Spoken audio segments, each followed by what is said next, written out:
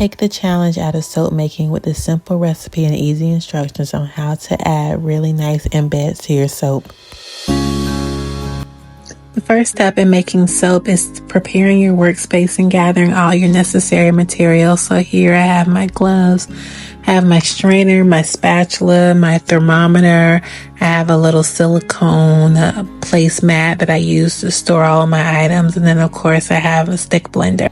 Next, let's prepare the Lye solution. So I'm using Bella Chemical sodium hydroxide, which I got from Walmart. You can order it if they don't have it in the store. And then I also use distilled water, which is best for soap because it provides a consistent starting point. When you use tap water or other type of waters, you run into the risk of having minerals or calcium or other things in the water that could react with your soap. The next step is to measure out your lye, and you want to make sure you are using a heat resistant container. So one of those containers that have the triangle with the 5 in it is a good indicator that it's an okay tool to use for your soap. It's also important to make sure you use a scale to measure out all of your ingredients, but definitely your lye and your distilled water, because too much lye can give you a crumbly texture and can make the soap very unsafe for your skin, and too little lye can make it very soft or sticky with an oily residue, and the soap will definitely go rancid. So it's important to make sure that you have adequately measured out your ingredients. It's also important to add your lye to your water and not the other way around. If water is added to the lye, the concentrated lye at the bottom can quickly generate an intense heat, causing the mixture to bubble, splash, and even erupt. So if you want to be safe and keep your skin intact, then definitely always add the lye to the water. And make sure you mix it in a well-ventilated area. I prefer to do this outside or in the garage with the garage door open, because I want an easy breeze going through there to keep those fumes from going into my lungs and causing me to cough and choke. Next, let's measure out our oil. So we're using olive oil, coconut oil, and castor oil. So we're going to measure this out on a scale to make sure it is adequately measured out. Making sure that you measured everything out is very important for two main reasons. One, for saponification. Saponification is the chemical reaction that occurs when fats or oils come into contact with a strong alkali, which in this case would be sodium hydroxide, and it makes a bar of soap. Measuring out your oils in your Lye solution correctly will ensure proper saponification and also give you whatever your achieved desired soap qualities were. Now here's the somewhat fun part. We are going to make our own soap mold out of Tupperware that I got from Walmart. This was under $4. It comes with 10 Tupperware containers for food, but we are going to use them for soap. They also have lids, so it worked out perfectly. So you can use parchment paper to pretty much make anything into a soap mold if you don't have, silicone.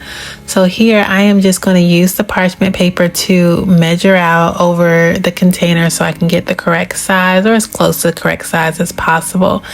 And then I'm going to fold the parchment paper over the container so I can get rid of any excess parchment paper. And then I'm going to cut the insides of it in an effort to sort of visually estimate where the inside of the parchment paper would be. And so I cut towards the middle of the container, and then I'm just going to fold all those things over.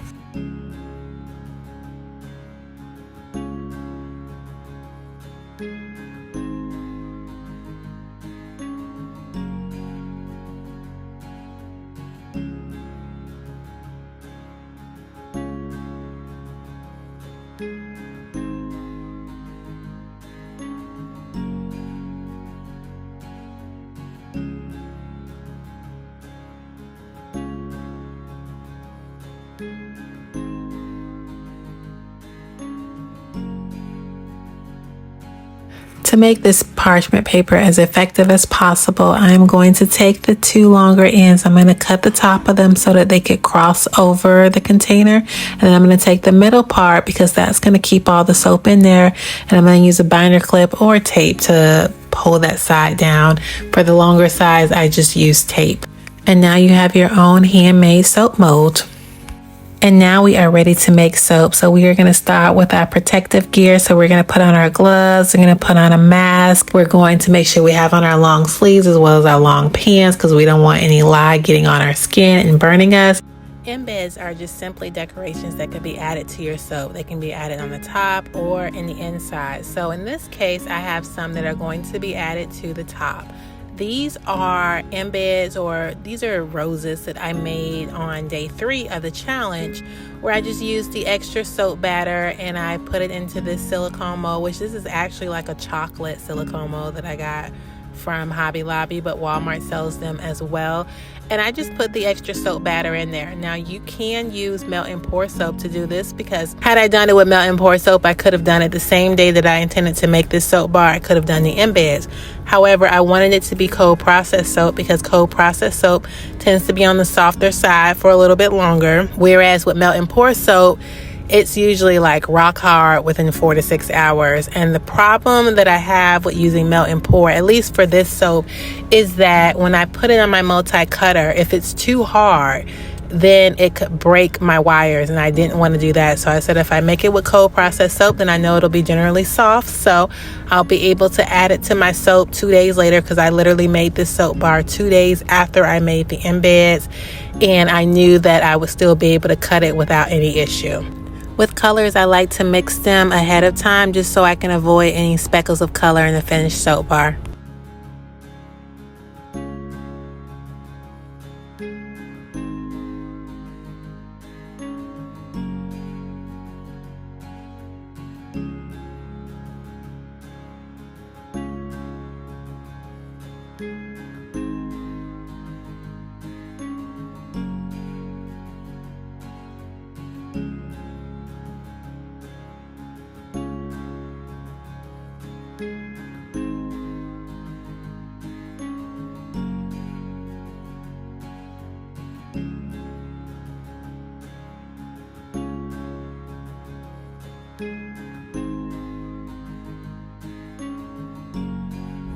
I wasn't able to pre-mix the rose clay because it was going to be the main batter. So I have to stick blend it, because stirring it with a spatula was not going to get rid of those specks. So that's the reason why I always stir. I always mix it prior to actually adding it to the batter.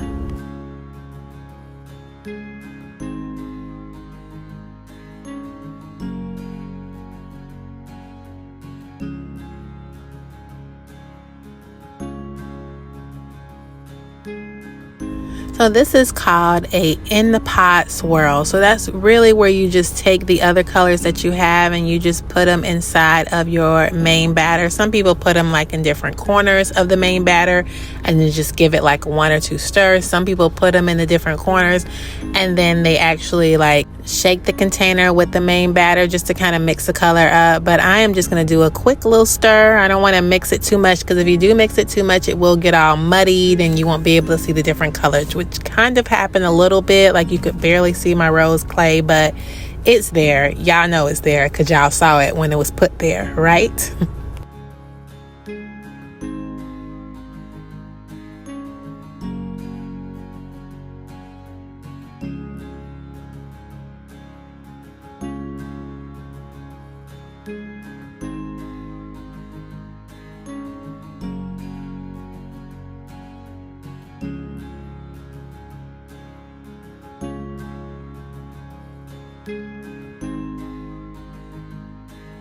I let this sit in the batter for 24 hours and then I am going to unmold it. And I really love this parchment paper because you see how it just slides right off, y'all.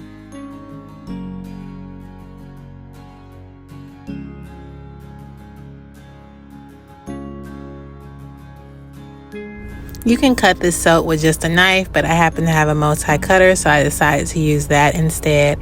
And look at how these swirls came out. Really pretty. And guess what? You see that rose clay. I know you see it. So this is the last day of the 5-day beginner soap maker challenge. And don't forget to post your videos or post your photos with hashtag #SoapStartChallenge. And for now, black hands are out. Bye bye, guys.